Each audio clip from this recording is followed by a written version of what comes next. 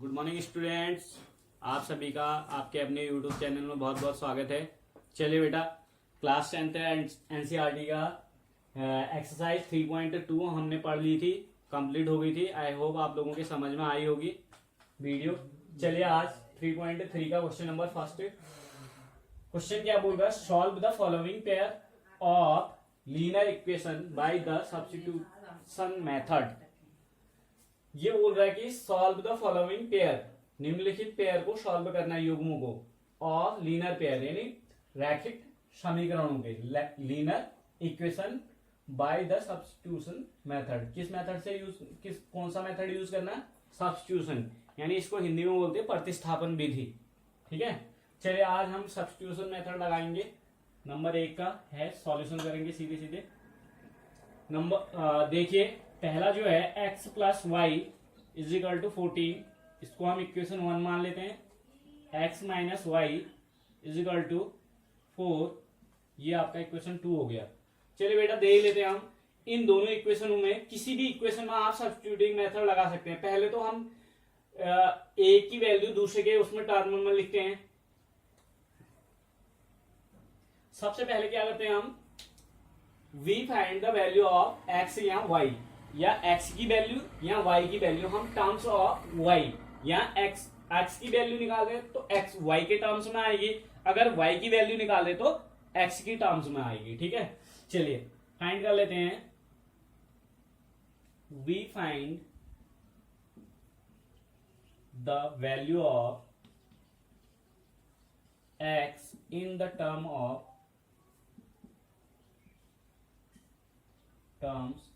Of y के पदों में हम पहले मान को क्या करेंगे? ज्ञात करेंगे या व्यक्त करेंगे। ठीक है, या रिप्रेजेंट भी लिख सकते हैं। We represent the value of x in the terms of y, ये भी लिख सकते हैं। फाइंड की जगह पे, वी फाइंड की जगह पे हम ये भी लिख सकते हैं, वी रिप्रेजेंट, व्यक्त करते हैं ना। तो चलिए देख लेते हैं। फ्रॉम इक्वेशन 1, फ्रॉम, यहां पे लिख लेंगे हम फ्रॉम इक्वेशन 1, जगह है इधर।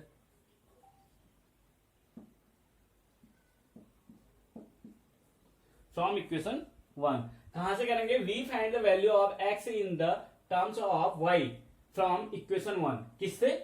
इक्वेशन 1 से। इक्वेशन 1 क्या है आपका? x plus Y is equal to 14 है। चलिए देख लेते हैं। x plus Y is equal to 14, हमें वैल्यू किसकी निकालनी? x की, तो x यहीं पे रहने देंगे, इज इक्वल टू 14 अपनी जगह पे, y उधर जाएगा, यहाँ पॉजिटिव था तो वहां जाके माइनस हो जाएगा। तो ये आ गई आपकी 14 माइनस वाई, जो है आपका इक्वेशन नंबर 3 मान लेते हैं इसको। इक्वेशन 3 है क्योंकि यहाँ पे x की वैल्यू हमारी कैसी निकली है? y के टर्म्स में निकली है, यानी y के पदों में निकली है। ठीक है, चलिए हम वैल्यू फाइंड करते हैं। हम इस वैल्यू को पुट कर देते हैं। इक्वेशन 1 में नहीं करेंगे, इक्वेशन 2 में करेंगे, क्योंकि इक्वेशन 1 का यूज हम कर चुके हैं। क्या किया है हमने? We find the value of x in the terms of y from equation 1, या आगे भी लिख सकते हैं from equation 1 we represent the value of x in the terms of y, ये भी लिख सकते हैं। ठीक है, चलिए यहां पे हम सबसे पहले क्या करते हैं? इस वैल्यू की, x की इस वैल्यू को from equation 3, from equation 3, equation समीकरण 3 से पुट द, या पुटिंग द, या सब्स्टिट्यूट भी लिख सकते हैं, क्योंकि वैल्यू यहां पे मिली नहीं है हमें, अभी हमें केवल y के टर्म्स में मिली है, तो सब्स्टिट्यूटिंग लिखेंगे हम। From equation 3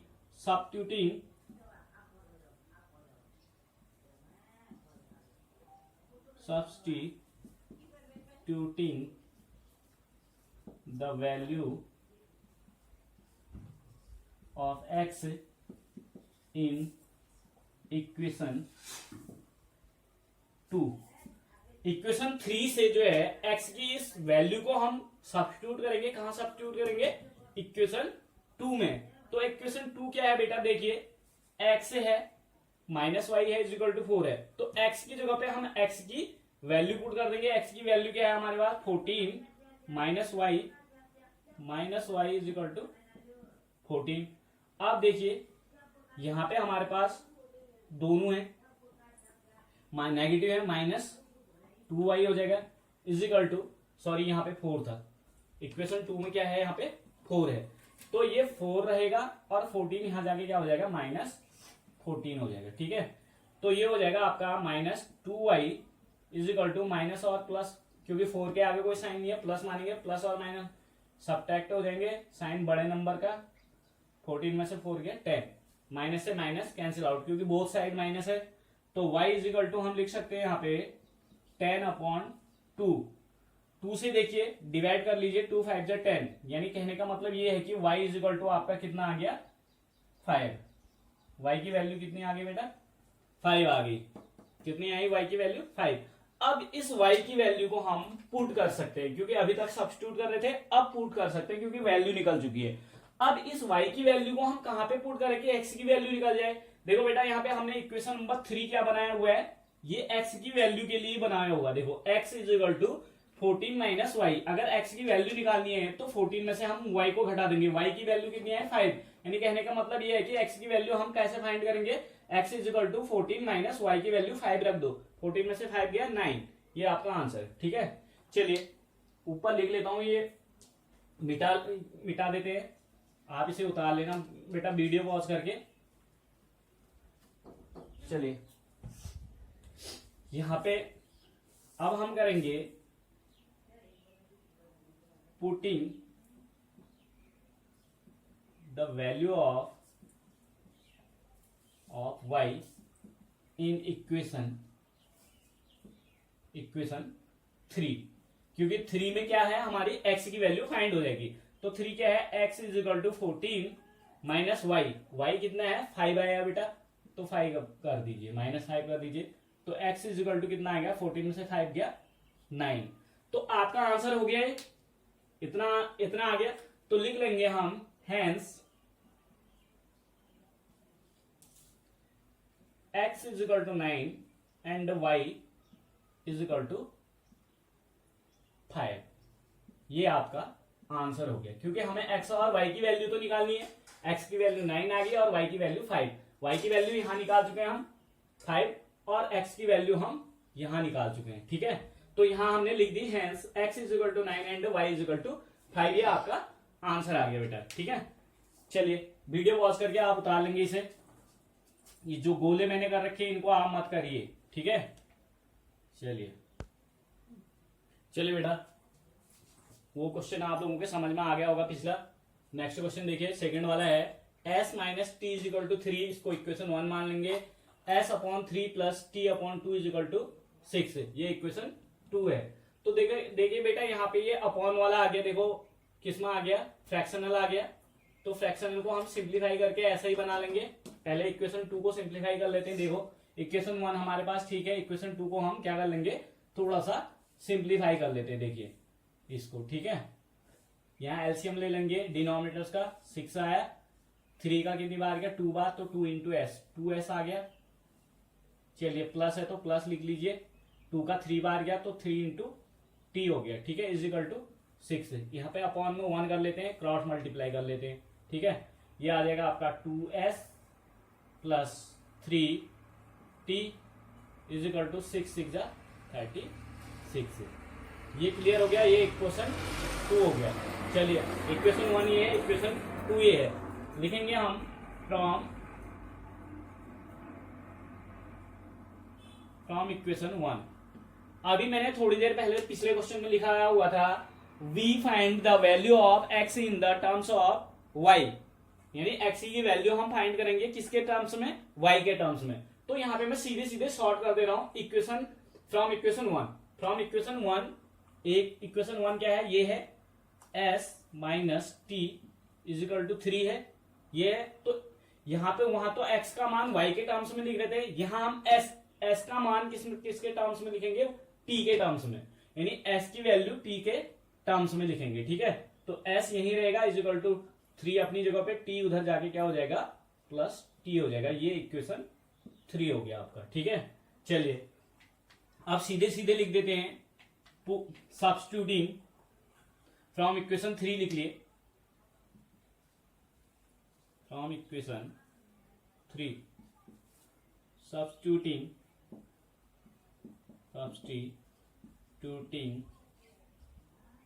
the value of s in equation 2। देखो थ्री तो हमने बनाया हुआ है, इक्वेशन 1 से बनाया है, ठीक है। अब इक्वेशन 3 बन चुका है हमारा, ये इक्वेशन आपका 3 है। अब इस 3 से हम वैल्यू सब्स्टिट्यूट कर रहे हैं, प्रतिस्थापित कर रहे हैं, किस इक्वेशन में करेंगे? 2 में। 1 में नहीं करेंगे क्योंकि 1 से तो हमने गेट किया हुआ है, तो 2 में करेंगे हम। 2 इंटू एस, एस की वैल्यू क्या है? 3 प्लस टी है बेटा, ठीक है, प्लस 3t और इज इक्वल टू 36 है। अब देख लीजिए यहां पे 2 से मल्टीप्लाई हो रहा है दोनों में, 2 3 जा 6 plus 2 into T 2t plus ये ब्रैकेट खुल गया, अब 3t और इज इक्वल टू 36। t और t, 3t और 2t कितने हो गए? 5t हो गए, इज इक्वल टू 36 अपनी जगह पे। ये 6 यहां ऐड हो रहा है तो वहां जाके सब्ट्रैक्ट हो जाएगा, ठीक है। तो 5t इज इक्वल टू आ जाएगा आपका 30।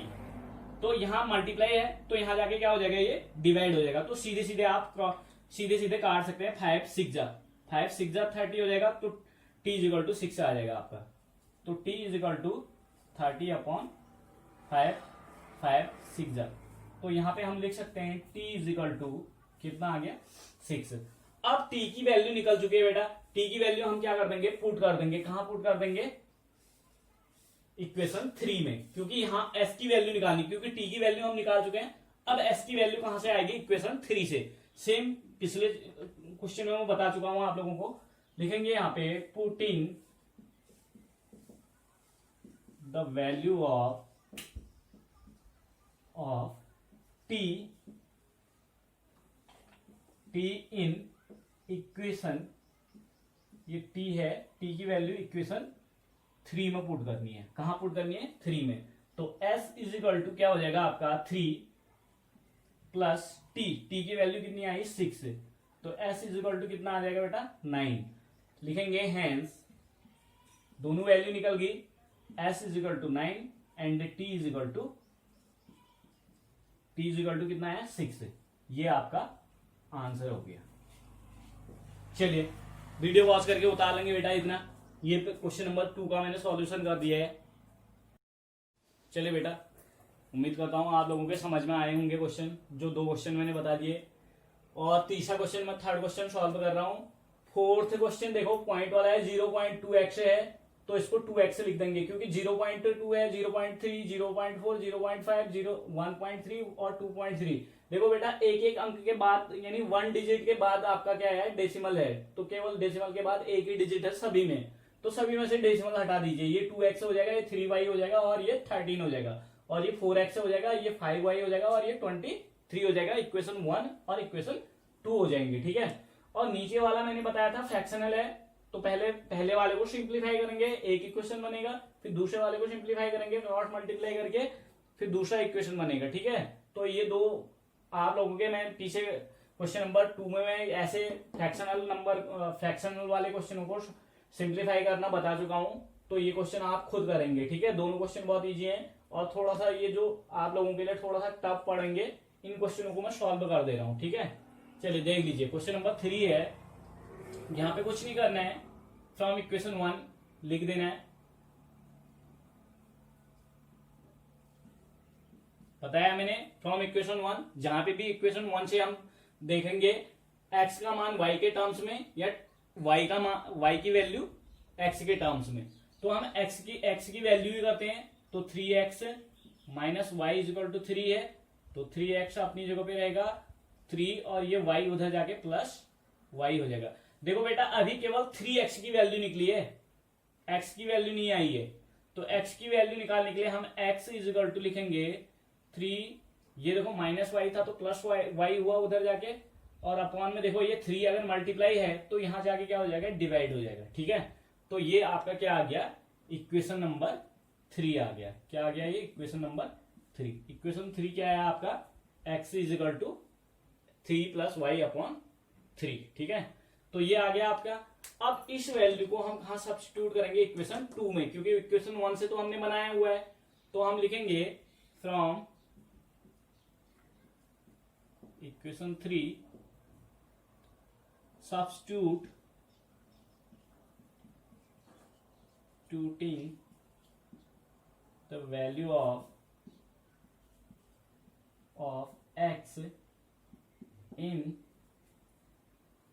इन इक्वेशन में शॉर्ट फॉर्म लिख रहा हूं EQ इन इक्वेशन कहां सब्स्टिट्यूट करेंगे, इक्वेशन 2 में। पहले भी बताया हुआ है मैंने आप लोगों को, ये क्वेश्चन इस तरीके से सॉल्व करते हैं। चलिए देख लेते हैं। अब इस x की वैल्यू को सब्स्टिट्यूट कर लीजिए। 9 इंटू एक्स है, x की जगह पे हम x की वैल्यू 3 प्लस वाई अपॉन 3 और माइनस 9x हो गया, 9 इंटू एक्स हो गया, 9x हो गया, 9x x की वैल्यू रख दी हमने यहाँ पे, सब्स्टिट्यूट कर दी, माइनस 3y इक्वेशन 2 है ना, इक्वेशन 2 में रख रहे हैं हम, तो इज इक्वल टू 9 हो जाएगा। इतना क्लियर है बेटा, समझ में आ गया होगा इतना। चलिए देख लेते हैं। अब सिंप्लीफाई करिए, देखो ये मल्टीप्लाई हो रहा है तो ऊपर वाले से मल्टीप्लाई होगा, नीचे वाले से डिवाइड, तो 3 1 जा 3, 3 3 जा 9, तो 3 से हम ब्रैकेट बोलेंगे, 3 का मल्टीप्लाई हो रहा है अंदर वालों से, क्योंकि हम बट अपॉन में तो 1 आ गया, तो 1 से हम डिवाइड करेंगे तो इतना ही आएगा, 3 प्लस वाई आएगा, तो 3 इंटू 3 9 हो जाएगा आपका, प्लस 3 इंटू वाई 3y और minus 3y is equal to 9। देखो ये 3y पॉजिटिव है और ये 3y नेगेटिव, तो दोनों दो क्या हो गए, 0 हो गए, कैंसिल आउट हो गए। ठीक है, तो यहाँ पे क्या आ रहा है आपका 9 इज इक्वल टू 9। बेटा देखिए दोनों साइड सेम आ रहा है, तो इट मीन हम समझ रहे हैं कि ये दोनों तरफ बराबर है, बैलेंस बराबर है, तो ये समपाती हैं। और ये कैसे होंगे, इनके सॉल्यूशन इनफाइनाइट होंगे। कैसे होंगे, इनफाइनाइट मैनी सॉल्यूशन होंगे बेटा। ठीक है, जहां पे दोनों साइड यानी राइट हैंड साइड और लेफ्ट हैंड साइड बराबर आ जाते हैं। देखो यहाँ ना तो x की वैल्यू मिल रही है मुझे, ना y की, यानी कहने का मतलब ये है कि मैं x या y की जगह पे कोई भी वैल्यू डाल दूं तो वो सॉल्यूशन ले लेगा। ठीक है, तो वो वैल्यू आपकी यहाँ पे एडजस्ट हो जाएगी। तो आप कुछ भी रख सकते हैं x की जगह पे और y की जगह पे, तो दोनों के मैनी सॉल्यूशन है। क्या है, मैनी सॉल्यूशन है, तभी ये दोनों साइड क्या आ गई, बराबर आ गई। तो यहाँ पे ना x आ रहा है ना y आ रहा है, क्योंकि हमने अभी तक क्वेश्चन सॉल्व किए, उसमें देखा होगा आपने, यहाँ पे हमारी सीधे सीधे y की वैल्यू निकल जाती है यहाँ पे, और y की वैल्यू हम यहाँ पुट कर देते इसकी जगह पे, तो x की वैल्यू निकल जाती है। लेकिन यहाँ पे ना x की वैल्यू मिल रही है हमें, ना y की मिल रही है।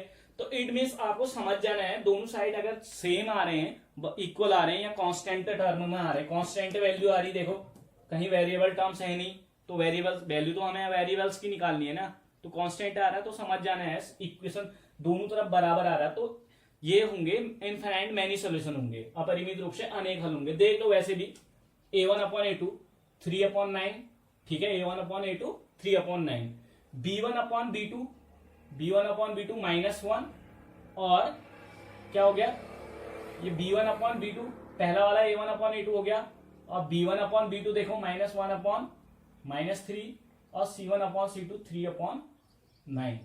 देखो 3 1 जा 3, 3 3 जा 9, और 3 1 जा 3, 3 3 जा 9, माइनस से माइनस कैंसिल, तो 1 upon 3 is equal to 1 upon 3 is equal to 1 upon 3। देखो a1 upon a2 is equal to b1 upon b2 is equal to c1 upon c2, सारे इक्वल होते हैं तो क्या होते हैं, समपाती होते हैं, और इक्वेशन के मैनी सॉल्यूशन होते हैं। ठीक है, चलिए आई होप आप लोगों के समझ में आ गया होगा क्वेश्चन। तो यहां पे लिख देते हैं the equation therefore the pair of given equation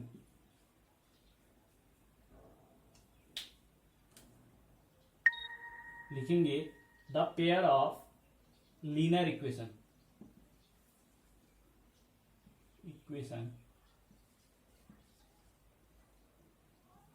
have many solution, have infinitely many solution।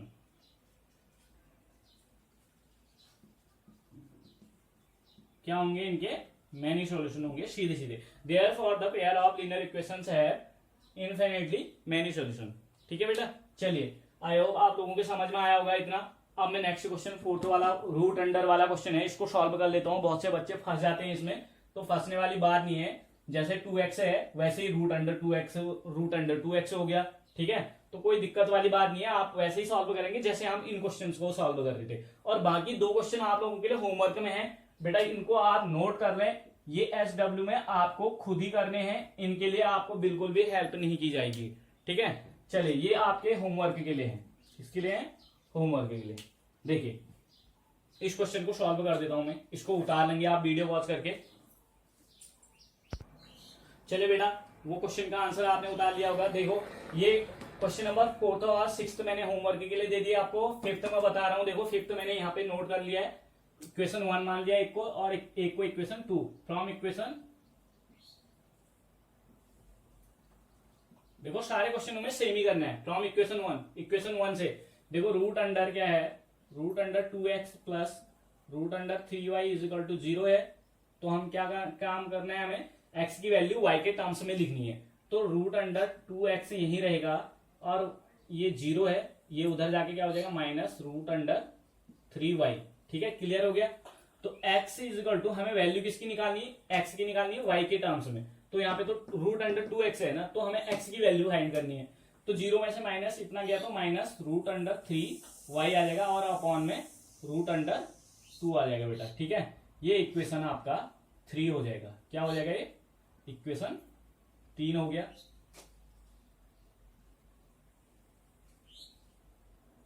x की वैल्यू ये होगी अब, ठीक। अब क्या करेंगे, फ्रॉम इक्वेशन 3 से क्या करेंगे, सब्स्टिट्यूट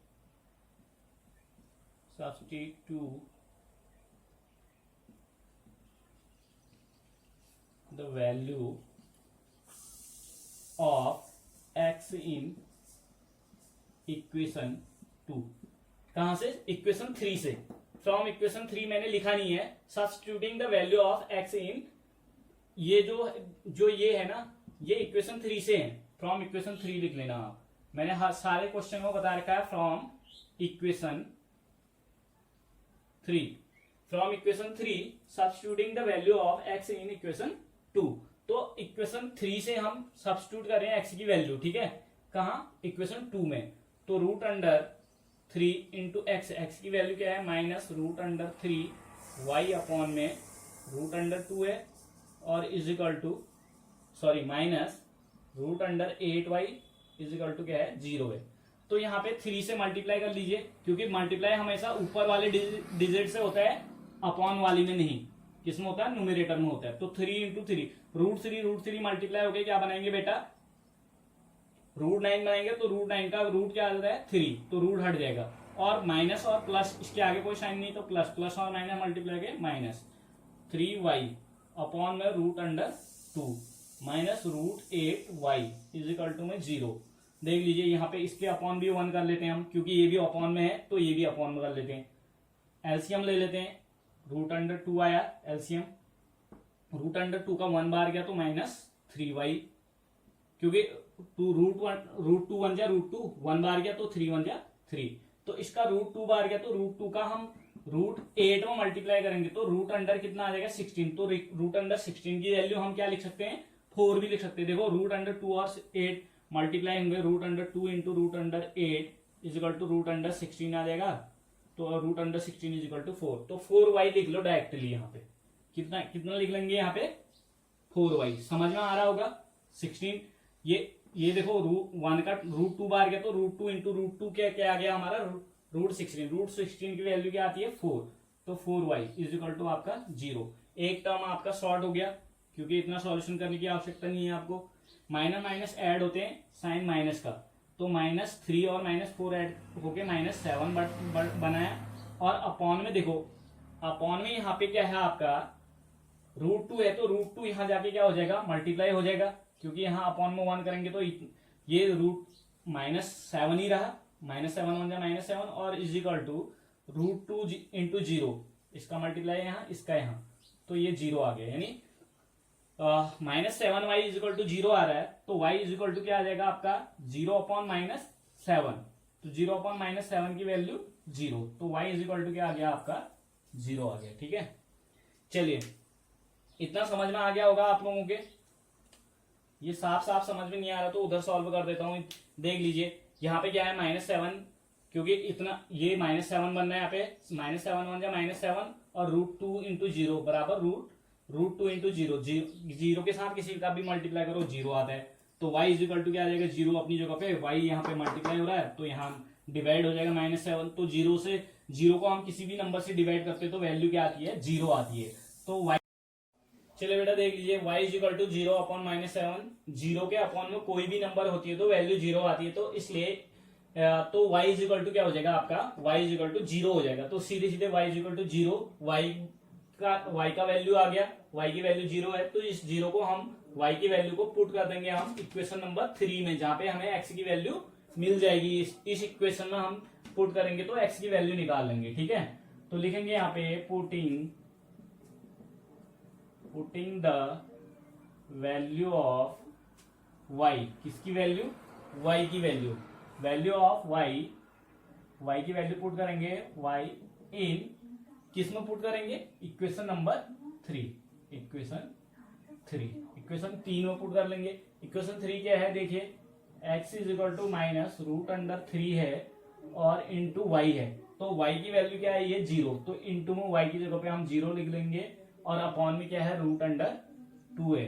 तो x इजिकल टू क्या हो जाएगा बेटा, माइनस और प्लस मल्टीप्लाई के माइनस, तो अब सीधे सीधे माइनस प्लस तो लगाने की जरूरत ही नहीं है, क्योंकि √3 इंटू 0 के साथ कोई भी नंबर मल्टीप्लाई होती है तो 0 बन जाता है। तो 0 के अपॉन में यानी कोई भी नंबर 0 को अगर डिवाइड करती है तो भी वैल्यू क्या आती है 0, तो x इजिकल टू भी क्या आ गया 0, यानी 0 के अपॉन में कोई भी नंबर हो तो वैल्यू 0 आएगी, ठीक है। तो y की वैल्यू भी 0, x की वैल्यू भी 0, तो लिख लेंगे हम यहाँ पे hence x is equal to 0 and y is equal to 0। ये आपका आंसर हो गया बेटा। और बाकी 2 क्वेश्चन मैंने आप लोगों को होमवर्क के लिए दिए हैं, आई होप आप लोगों के समझ में आए होंगे बहुत अच्छे से क्वेश्चन, तो वो क्वेश्चन आप होमवर्क में करेंगे, ठीक है बेटा। चलिए, थैंक यू।